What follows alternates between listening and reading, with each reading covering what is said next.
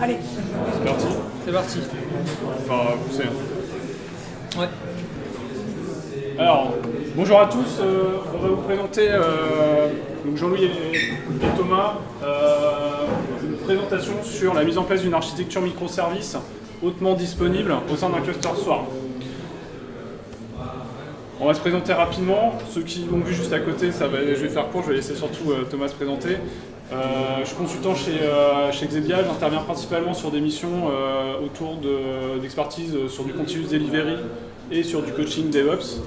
Et je suis également formateur officiel Docker. Voilà. Alors, qu'est-ce que tu fais de tes mains? Ça, c'était pas prévu. Je suis perdu. Il y a d'autres trucs. Pendant ce temps-là, moi je me présente. Et Thomas. Je suis consultant également chez Xebia. Quand je me prends en photo, je fais aussi des problématiques DevOps et je suis très attaché aux problématiques d'infrastructure et de performance en général. Alors, pour cette petite présentation sur Swarm, on va essayer de vous faire quelque chose d'un peu ludique et on va vous donner un petit peu de contexte. Donc imaginez, on est la start-up Trombine et on a souhaité révolutionner le marché des réseaux sociaux en proposant une nouvelle application Trombinoscope, un peu comme certains grands acteurs du marché, sauf que nous on a une killer feature, c'est qu'on va pouvoir voter sur les différents profils qui sont au sein de ce Trombinoscope. Donc pour ça, on a fait le choix de développer une application s'appuyant sur une architecture microservice. Et on va déployer l'ensemble de cette application sur une infra sur Amazon, AWS. On a entendu parler de Docker, on trouve que c'est pas mal, et on a fait le choix de mettre en place une solution d'orchestration de conteneurs à la fois résiliente et scalable pour déployer notre application, donc qui va s'appuyer sur Swarm. Donc voilà à quoi va ressembler l'application de Trombinoscope. Donc là, vous allez peut-être reconnaître tous les speakers de la conférence. Donc vous allez pouvoir, avec vos téléphones ou vos laptops, voter sur les différents profils. Mais avant, on va passer un petit peu de temps sur l'architecture. Donc c'est une application, mais comme je disais, c'est une application microservice. Donc on a plusieurs services. On a un service qui est réutilisé pour toute la partie Trombinoscope. C'est-à-dire que pour chaque profil, on va avoir une application, une instance Identity, qui est un microservice Identity, qui permet d'afficher donc une identité, c'est un nom plus une photo, et qui permet, donc il y a cette fonctionnalité, cette killer feature qui permet de voter. Derrière cette application, à chaque fois qu'il y aura un vote, elle va générer un événement pour chaque vote, qui sera publié sur une queue, en mode publish subscribe sur une instance Redis. Et à côté de ça, on va avoir un autre service, une autre application de type Service Discovery qui va se connecter à notre Swarm Manager pour pouvoir lister, pour être capable de faire la partie Discovery sur l'ensemble des applications Identity qui sont déployées au sein de notre cluster. Et ensuite, on a l'application Trombinoscope elle-même. C'est sur cette application que vous allez interagir. Elle va lister l'ensemble des identités et afficher en live le nombre de votes. Donc il faudra préparer vos téléphones pour voter. L'architecture globale, c'est assez simple. Vous allez retrouver tous les microservices Identity. La partie Service Discovery qui permet d'enregistrer tous ces services. Ensuite, on va avoir l'application Trombinoscope qui va récupérer la liste des services depuis l'application de Service Discovery, les afficher. Et ensuite, quand on cliquera sur les applications Identity, on aura des événements qui seront publiés dans la queue donc en mode dans le channel Redis, en mode publish subscribe, et l'application Trombinoscope est abonnée à cette channel et récupère tous les événements pour pouvoir les afficher sur une partie monitoring. Donc on parlait de microservices, hein, évidemment, là on est sur une application qui est relativement simple en termes de microservices. On parle de microservices tout simplement parce que pour chaque identité, on va avoir un service. Ça nous permet également de faire de la composition de services au niveau de l'application de Trombinoscope. Donc on peut, là on a mis tous les speakers de la conférence, mais on pourrait très bien réutiliser cette application pour prendre toutes les personnes qui sont dans la salle ici et faire une application de Trombinoscope beaucoup plus large. On a un mécanisme de service discovery, comme je l'expliquais juste avant. On est sur une architecture qui est orientée événement, grâce au mode publish-subscribe de Redis. Et voilà, donc on utilise ce paradigme. Donc évidemment, vous n'allez pas forcément retrouver tous les concepts d'une application microservice dans cette application, mais on en retrouve quand même quelques-uns. Tu veux prendre un... On a décidé de déployer nos conteneurs. On part sur un cluster Swarm, c'est la solution de Docker. On veut qu'il soit résilient, et pour ça, on va avoir besoin d'un quorum de cluster manager. C'est pour ça qu'on en a pris 3, ça nous donne une tolérance à une panne. Et on a pris 5 nœuds. Là, c'est arbitraire, on aurait pu en prendre de 1 à autant qu'on veut. On a utilisé Consul comme Key Value Store.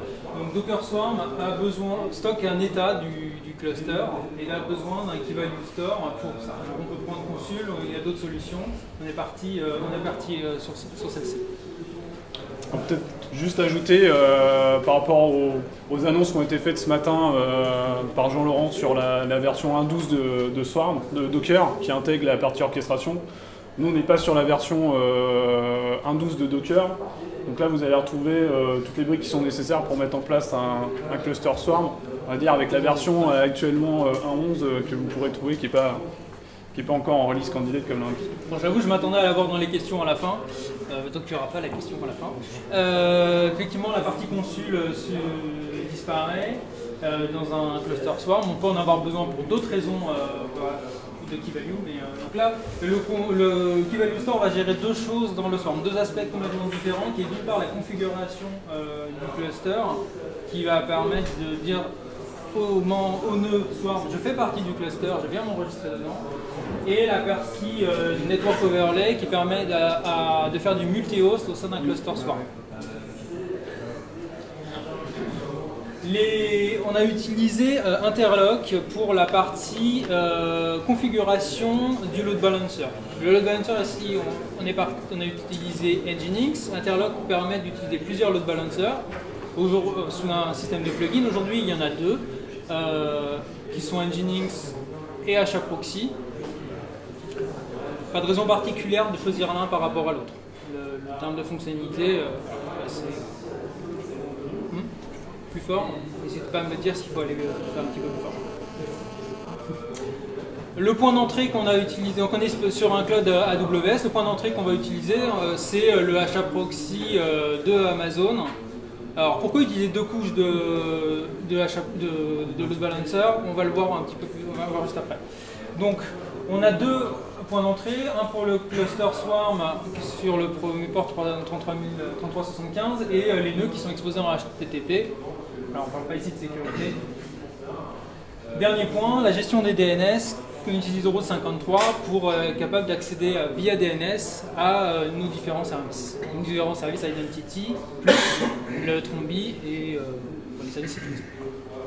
Donc on a deux entrées DNS, une admin qui nous permettent d'accéder au master Swarm, donc au cluster de Swarm Manager, donc la partie administration. Et sur la partie service, on va utiliser des sous-domaines pour pouvoir accéder aux différents services. Tu veux se faire? Ouais.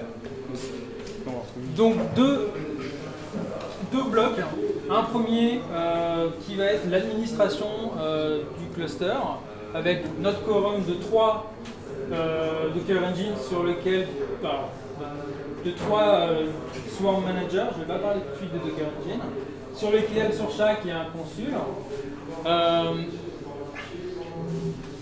Le tout load balancé avec Amazon. Alors ça nous permet quoi? Si un nœud tombe, on n'a pas de problème, on a toujours notre Swarm qui fonctionne avec notre consul. chaque swarm vient lire son consul qui est en local, donc on considère que la panne viendrait plutôt d'une défaillance de l'instance. De toute façon, on peut avoir une instance qui tombe ou un service qui tombe, donc ça continue de fonctionner. Le deuxième bloc, ça va être le bloc applicatif qui va héberger les instances qui sont autres que de l'administration. Donc on va retrouver dessus Swarm en tant qu'agent pour qu'ils viennent s'enregistrer dans le cluster Swarm. On va y retrouver Interlock qui va écouter les services présents sur le cluster pour les rendre disponibles via le balancing. Donc ce qui signifie qu'un service qui est sur n'importe quel des nœuds va être accessible par n'importe quel des Interlock. Enfin, des Nginx. Interlock étant là juste pour configurer et recharger le Nginx. Et donc les Nginx sont là, comme je vous disais juste avant, sur chacun des nœuds pour exposer chacun des services de la partie. La seule chose qui est exposée au niveau des nœuds, c'est le port 80 qui est exposé par le Nginx sur chacun des nœuds. Et c'est ce port, c'est le Nginx de chacun des nœuds qui est load balancé par la couche ELB dans Amazon. Ce qui veut dire que tous les services qui vont être déployés au sein de conteneurs qu'on a vu juste avant, les services Identity et l'API Trombi de Service Discovery n'exposent pas de port sur les nœuds. Ils vont avoir, donc s'ils exposent des ports sur les nœuds mais qui sont pris, qui sont générés automatiquement, c'est des ports qui sont disponibles, qui sont pris automatiquement, et c'est le interlock qui va les récupérer et configurer le HAProxy pour rediriger tout le trafic vers ce seul point d'entrée unique qui est Nginx sur le port 80. Donc là on ne parle pas encore de l'application elle-même, par contre on parle vraiment de la partie architecture, de ce qui va servir à déployer, et là on se rend bien compte que tout est redondé, n'importe quel élément qui tombe, c'est pas un problème. Évidemment les services qui sont dessus, il faut les redéployer, c'est pas du tout l'objet. Peut-être juste avant d'aller sur la partie infrastructure, ce qui est intéressant de voir aussi, c'est que là, on a vraiment deux rôles séparés. On a un rôle de master et un rôle node. Et donc, on verra par la suite qu'on a créé toute l'infra avec du Terraform et du Ansible. Et l'avantage, c'est qu'on a bien deux rôles complètement séparés. Et si on veut ajouter, que ce soit un nœud ou un master, si on veut par exemple passer sur un quorum de 5 masters, il suffit d'ajouter deux masters, ça fera le même profil à appliquer. Même chose pour les nœuds, là on peut vraiment scaler à l'infini et ajouter autant de nœuds qu'on veut. Ça sera toujours la même pas recette, mais même... C'est une variable à changer dans la recette Terraform. On continue. On continue. Donc le workflow de mise en œuvre. Alors cela, 3 étapes distinctes, qui est la création de l'infrastructure au sens Amazon. On va bien démarrer les machines pour avoir notre socle technique de base. Ensuite, une seconde étape qui va être de les provisionner. Ici, pour la deuxième étape, on a utilisé Ansible pour installer Docker, pour démarrer les conteneurs de base qu'on a vu juste avant, donc Consul, Swarm, Nginx, Interlock, ces conteneurs-là. Et ensuite, utiliser Docker Compose cette fois pour la partie déploiement de l'applicatif. Donc on a séparé ces 3 étapes de manière distincte en considérant que la première partie, là on est parti sur du cloud Amazon, c'est pas du tout une obligation, donc on pourrait très bien avoir de l'OpenStack et changer la première partie et enchaîner de la même manière avec du provisioning Ansible.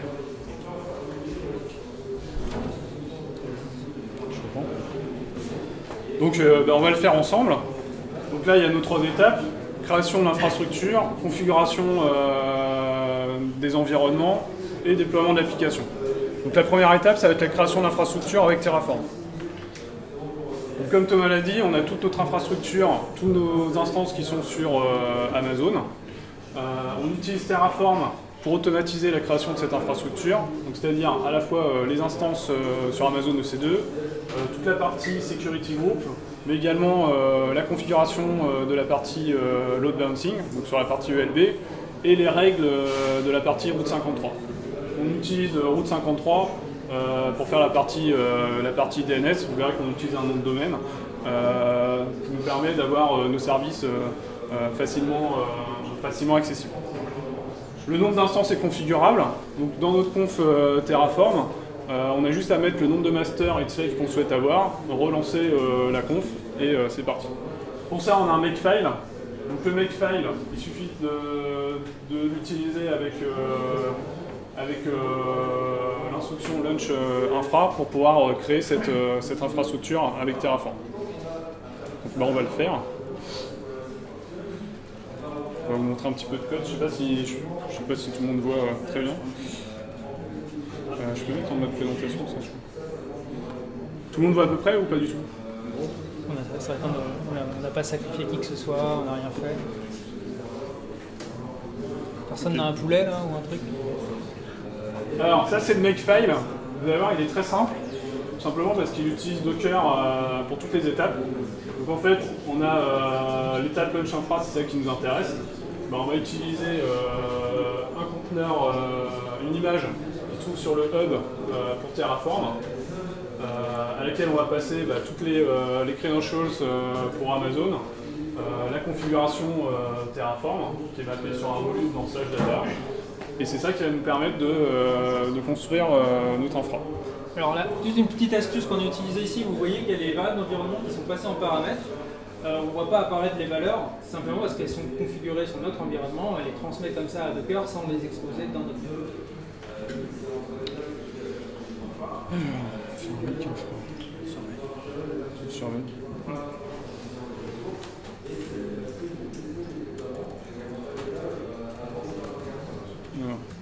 Lunch, je vais écrire.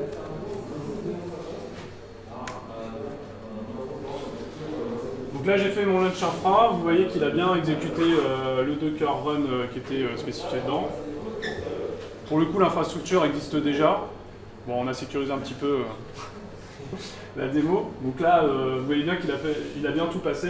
Là il n'y a rien qui a changé parce qu'on n'a pas touché l'infra. Ce que je peux vous montrer, c'est par rapport à ce qu'on disait tout à l'heure. Comment je sors de ça?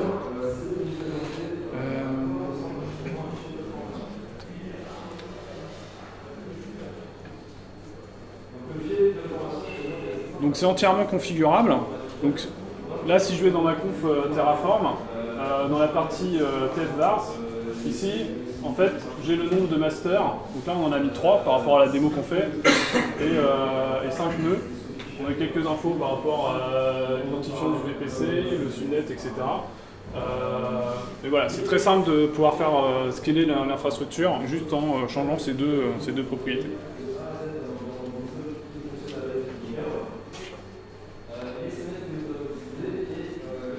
Donc maintenant qu'on a créé nos instances, toute la partie infrastructure, il va falloir configurer ces instances qu'on vient de créer.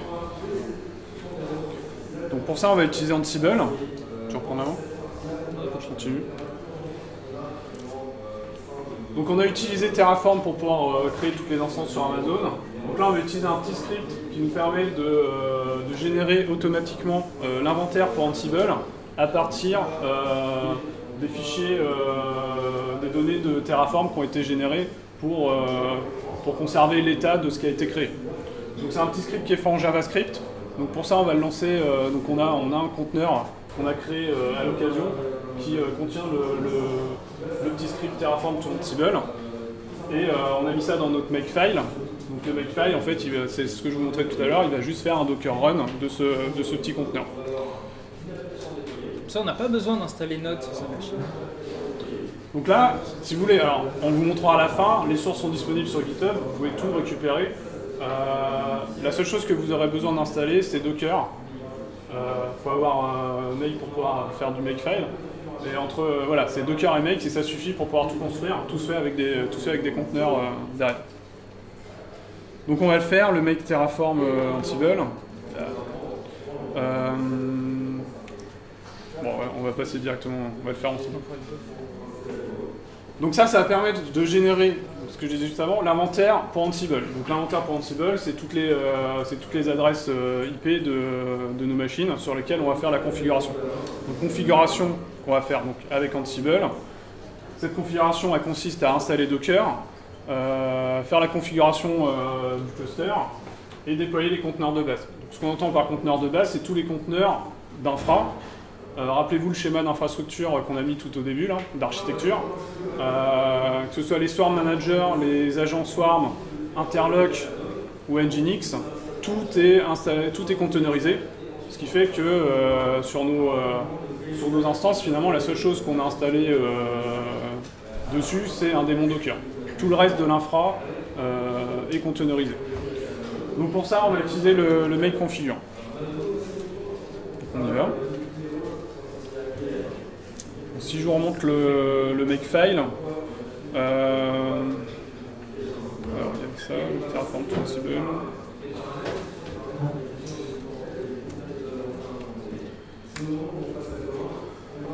Donc là, vous voyez qu'on a bien notre conteneur dont je vous parlais tout à l'heure. Donc Xavier France Terraform to Ansible. On lui passe les fichiers de données de Terraform à travers un volume et il nous génère dans un autre volume la partie inventory qu'il met dans le répertoire Ansible. Maintenant, je vais pouvoir faire la configuration avec un make configure.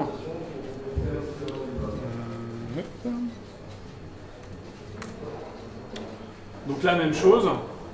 Donc là, on a un... Bon, ça allait un peu vite, mais on a un conteneur en Ansible qui a été lancé. Donc là, il va configurer toute à la fois les masters et les nodes de la partie infra. Pour ceux qui connaissent Ansible, c'est vert en fait ce qui est en train de défiler. C'est qu'il y a beaucoup de choses qui ne sont pas changées. C'est vert parce qu'on réinstalle la même infra, donc rien ne change. Si ça reste vert, c'est bon signe. Ça veut dire qu'on pourra aller jusqu'au bout de la démo.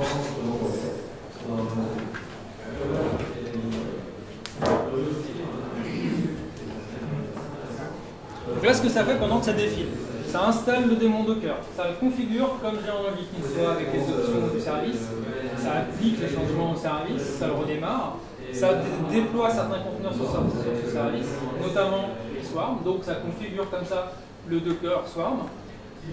Ça déploie Interlock. Du coup, ça définit tout de suite la couche de base. Donc, en passant, j'en profite pour vous montrer le fichier inventory qui a été généré par le petit script JavaScript. Donc ça, c'est ce qui vient d'être utilisé par Ansible pour faire toute la partie configuration. Là, on retrouve nos 3 masters et nos 5 nodes.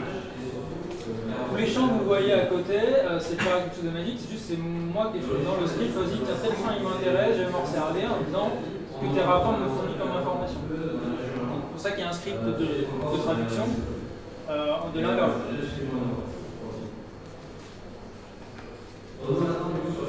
Ok. Donc on a notre infra, on a configuré la partie master et node, il nous reste à déployer notre application. Donc pour ça, on va utiliser Docker Compose. Alors, quelques informations avant d'utiliser Compose.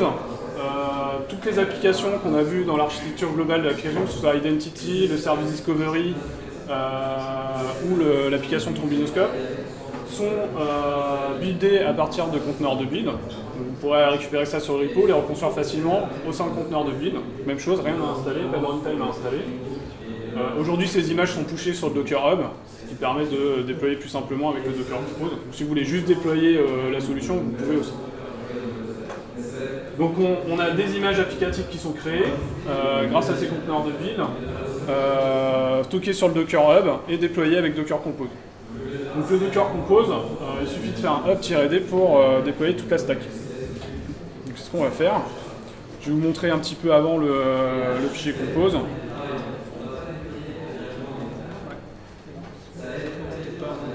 Non, ouais, ok. Directement ça. D'accord. Bon, très bien. Donc ça c'est notre fichier Compose. Donc vous allez retrouver le Redis dont on vous parlait tout à l'heure, qui permet de faire la partie Publish Subscribe. On a l'application de Trombinoscope qu'on a appelée Monitor. Vous allez retrouver la configuration pour Interlock, qui va permettre d'exposer en tant que service. Donc ça, il va s'appuyer là-dessus pour pouvoir faire la conf de Nginx. Vous avez l'application de Service Discovery, même chose. Et après, là, vous allez retrouver tous les services Identity pour chaque speaker de la conférence. Alors pour ça, dans le repo, il y a un petit script de génération. Il y a un fichier où vous listez le nom, un petit fichier CSV où vous mettez tout dedans, et ça génère automatiquement le fichier compose. Donc là, on a tous les speakers.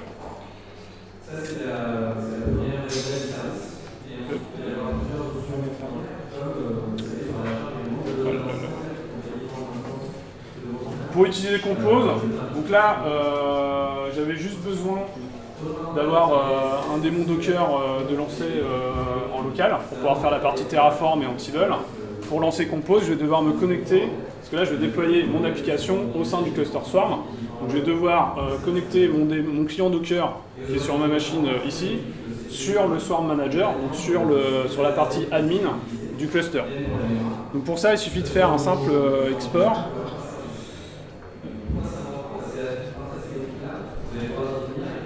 Je sais pas si tout le monde voit bien.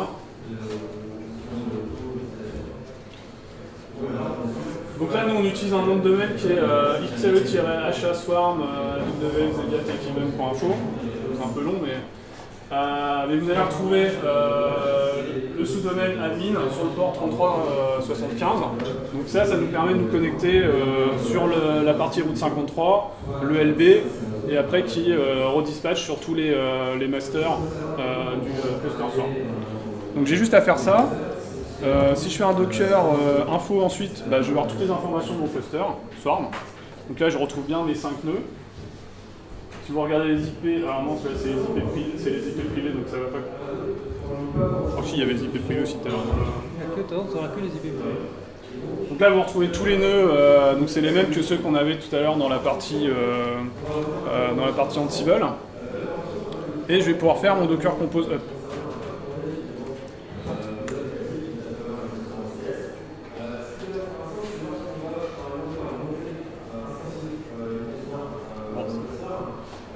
Voilà, donc là, toute l'application était déjà déployée. Donc il indique juste que tout est up to date. Et donc maintenant, vous allez pouvoir accéder à l'application. Il y a encore autre chose.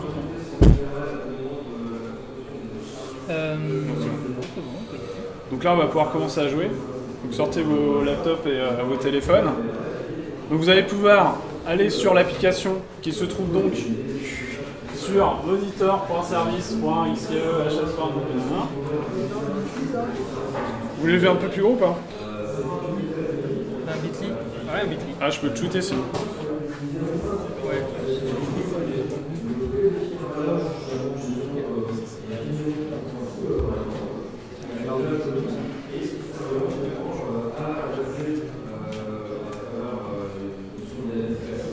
C'est quoi ces conteneurs nus?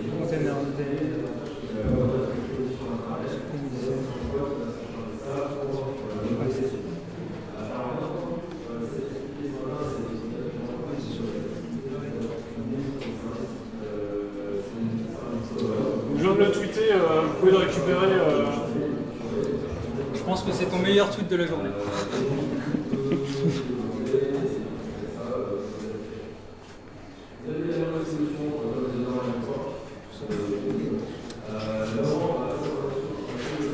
Alors donc il y a tous les speakers, vous allez pouvoir voter pour les speakers que vous avez préférés. Pour ça, il suffit de cliquer dessus. C'est bon, non, ça marche. D'accord. Donc là, on voit qu'il y a déjà des gens qui commencent à voter. Par contre, c'est un peu gros là. Oui, c'est pour ça que je dis. C'est ça que tu veux. En fait, ça s'adapte à la taille des flèches. Ça fait 5.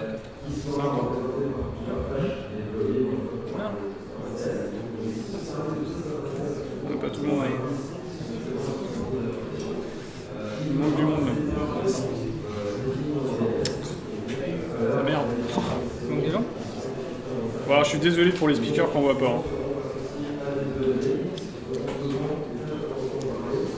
Je sais pas si on vous a dit qu'on était spécialiste JavaScript. Et c'est ça. Bon, je vois qu'il y a des votes sur Nicolas là, c'est bien. Ah là aussi, là. Ouais. Alors il y en a certains d'entre vous qui vont être frustrés, c'est-à-dire que vous voyez déjà que c'est quand même des microservices qui consomment énormément de ressources et ça cape assez vite. Alors, ce qu'il faut savoir, c'est que là, pour l'instant, on a une seule instance de chaque service qui est déployé avec Compose. Et on a limité chaque service. Donc là, on affiche le nombre de votes par seconde, et on a limité à 10 votes par seconde, par instance.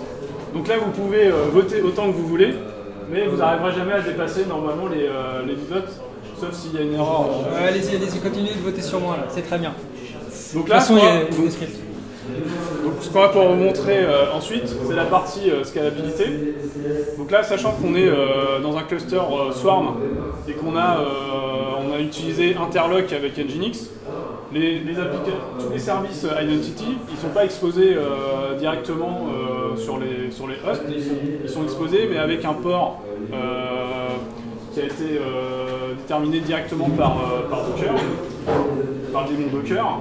Et en fait, on va pouvoir avoir autant d'instances qu'on veut de chaque application Identity et faire scaler. Et le load balancer va faire des clusters d'applications Identity. Donc si on veut ajouter... donc je vois qu'il y a des gens qui sont en train de cliquer sur Jean-Laurent là. Donc en fait, on va pouvoir scaler très facilement. Je sais pas ce que j'ai encore. Jean-Laurent, c'est JL Morlon. C'est JL Morlon, tu crois? Allez, c'est le dernier, c'est cool. 5 Jean-Laurent. Allez, on va mettre 5. Alors, je sais pas si tout le monde va bien là. Donc là, il a créé... faire un PS.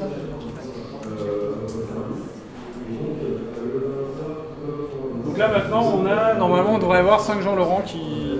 Voilà, là, on les voit là. Donc voilà, donc là, on a fait scaler Jean-Laurent. Donc si vous cliquez... Jean-Laurent scale très bien. On a réussi à faire scaler Jean-Laurent. Donc là, normalement, si tout le monde clique dessus, comme il y a 5 instances, on devrait pouvoir atteindre... les 50. Alors, le problème, c'est que si vous faites ça ici avec le réseau, c'est compliqué. Moi, j'ai ma petite machine sur Amazon, c'est plus simple. Je triche un peu. Donc pour le coup, là, on va faire du curl un peu violent, mais... Donc c'est quoi? C'est sur Jean-Laurent.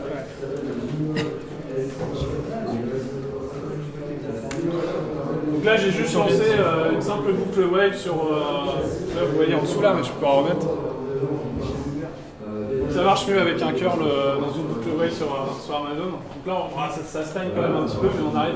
Là, j'ai vu une pente à 1,40. Donc là, normalement, on devrait pouvoir aller au moins jusqu'à 50 bits par seconde. Bon, il y a le réseau quand même. Ah, on a même dépassé, je sais pas comment on a fait.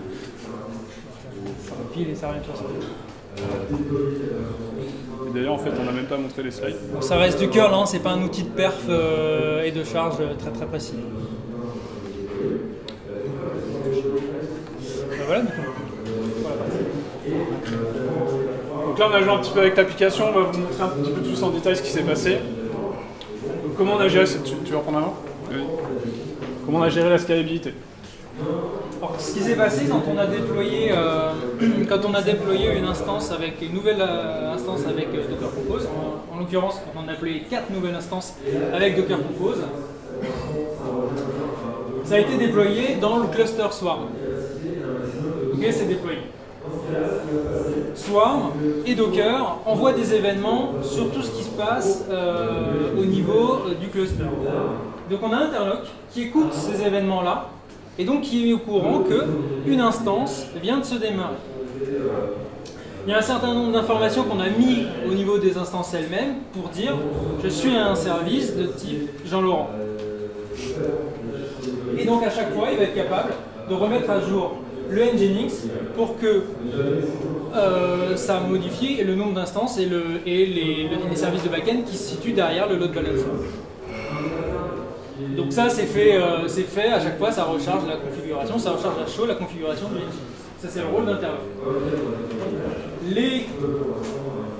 Alors pourquoi on était bloqué à 500? Simplement que ici, il y a, dans chaque identity ne peut traiter que 10 messages par seconde. Comme on augmente le nombre d'identities sur un service, c'est load balancer sur chaque service. Donc chaque service étant capable de gérer 10 requêtes, on arrive à 50.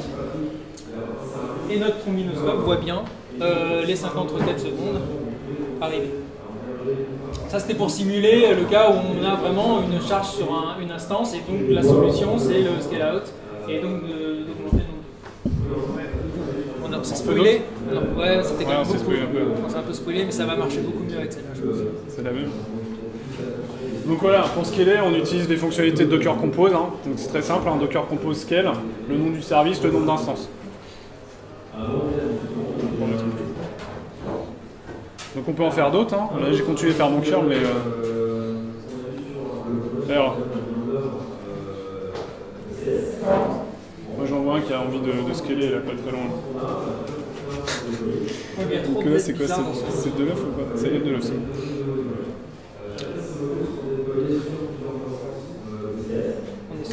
On lui met quoi? On lui met 20.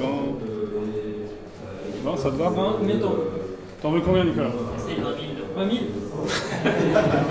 on a beaucoup de slides derrière. J'en mets 2000. Allez, c'est parti. Parmi ces chiffres se trouve sa date de naissance.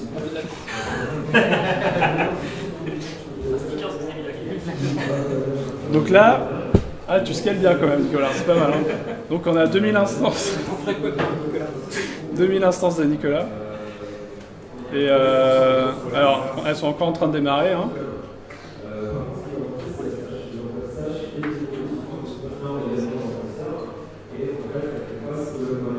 On l'a donc absolument pas testé avant, 2000. 2000 on n'a pas fait, je crois qu'on avait fait 20 ou 50 au maximum. On n'aurait pas dû l'écouter. Non. C'est peut-être le seul truc à retenir de jamais l'écouter. Par contre on peut regarder là.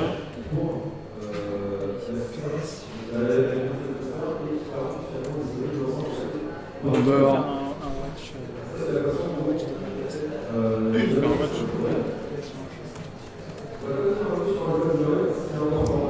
Il est fort. Non mais je pense qu'il les a pas encore créés. Ah j'ai des erreurs. Non 2000 c'est trop je crois.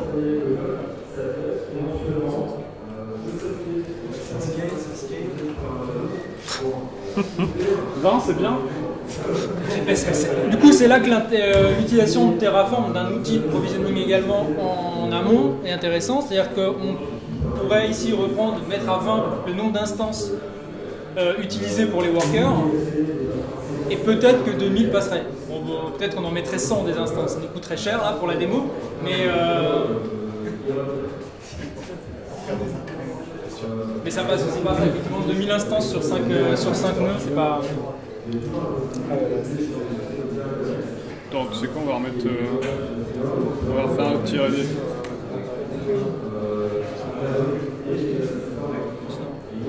Bon, on va quand même regarder si l'application elle est toujours là.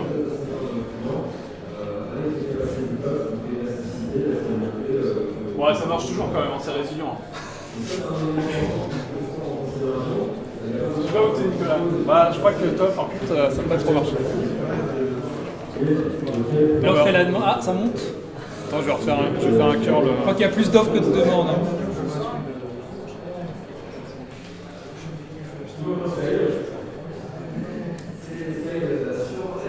Il faudrait essayer de le DDoS.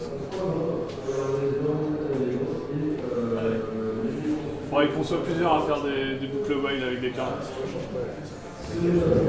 Là, c'est le curl qui est limité. Ouais.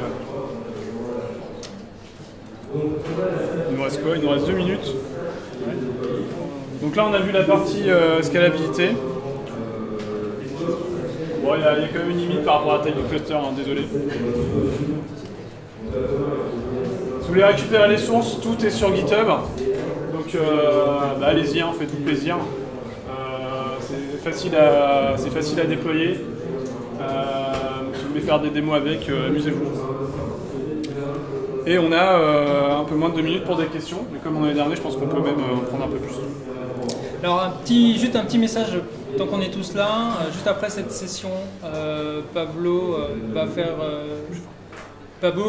va clore cette journée avec une keynote de fin. Donc je vous invite avant d'aller prendre un verre, vous rendre dans la grande salle. Mais avant, on a du temps pour des questions. Ouais.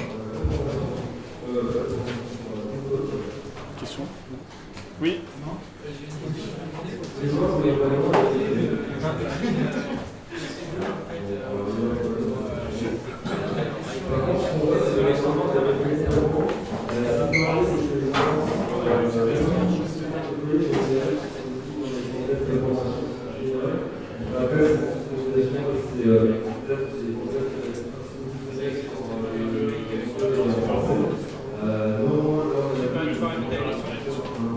On n'a pas utilisé le plugin Ansible CD pour récupérer les tags utiliser le script. La raison à ça, c'est que vous ne voulez pas forcément faire du Amazon. Là, l'idée, c'est aussi, une démarche. Terraform permet et couvre quand même beaucoup plus de cloud providers que les plugins. Voilà. Et puis, une autre raison, c'est pourquoi ça.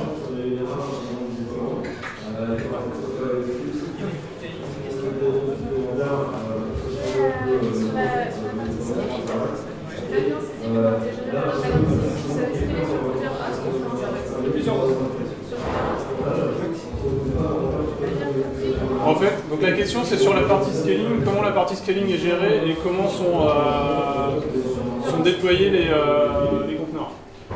En fait, quand on fait du Docker Compose Scale, comme on est dans un cluster Swarm, en fait les conteneurs, c'est Swarm qui va décider, c'est le manager Swarm qui va décider où les déployer.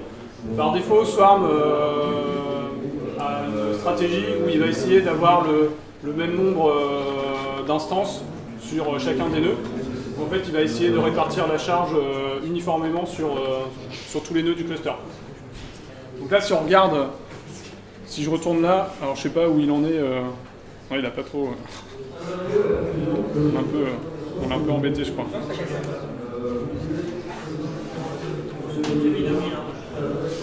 Bon là, ça sera pas forcément très visible. Mais là, vous voyez, j'ai fait un Docker PS au sein du cluster Swarm. Comme on est dans un cluster Swarm, alors vous avez l'IP du node et l'identifiant du conteneur. Et si on est trié, vous verriez qu'on a à peu près le même nombre de conteneurs par nœud. Donc la charge est vraiment lissée sur l'ensemble du cluster. Ensuite, c'est là qu'intervient Interlock. Et Nginx qui lui est informé que tel service est sur tel IP port et donc il met à jour les backends de service identity pour être répartis sur l'ensemble des nœuds du cluster Swarm.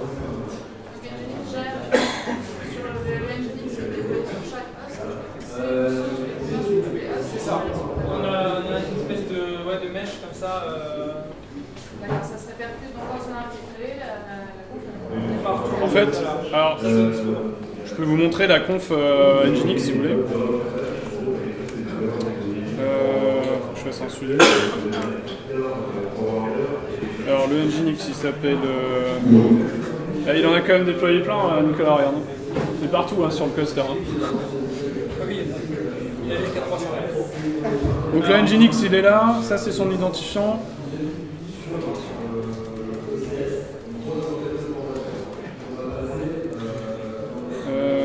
Avec un sudo. Je se fait jeter. Qu'est-ce que j'ai oublié? Quoi? J'ai un peu de temps. Vas-y, je recommence. Donc par rapport aux annonces qui ont été faites sur Docker 1.12 et l'intégration directement de Swarm dans Docker, l'architecture qu'on vient de vous présenter, c'est exactement la même. Qu'est-ce qui change? Le consul, le key value store qui était là pour supporter le quorum des Swarm est intégré directement dans les Docker. Donc on n'a plus besoin de consul. Cette partie-là disparaît.